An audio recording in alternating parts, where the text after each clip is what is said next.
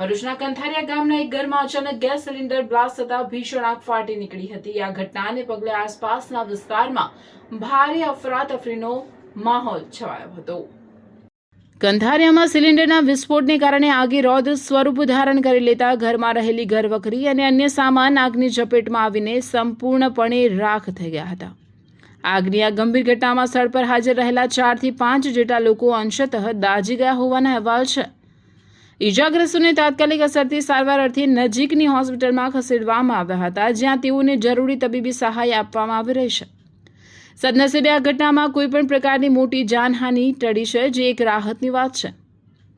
ઘટનાની જાણ થતાં જ ભરૂચ ફાયર બ્રિગેડની ટીમ તાત્કાલિક ઘટના સ્થળે દોડી આવી હતી। ફાયર ફાઇટરોએ અત્યંત ત્વરિત અને સાહસિક કામગીરી કરી આગ પર કાબૂ મેળવવાનો પ્રયાસ કર્યો હતો। તેમની સતર્કતા અને સમય સૂચકતાને લીધે આગને આગળ વધતી અટકાવીને તેને સંપૂર્ણપણે કાબૂ મેળવી લેવાયો હતો, જેથી આગ વધુ વિસ્તરે નહીં અને વધુ નુકસાન ન થાય તે માટે પ્રયાસો સફળ રહ્યા હતા। આ ઘટનાએ વિસ્તારના લોકોમાં ભારે ચિંતા જગાવી છે। આગના કારણે ઘરને મોટું આર્થિક નુકસાન થયું છે।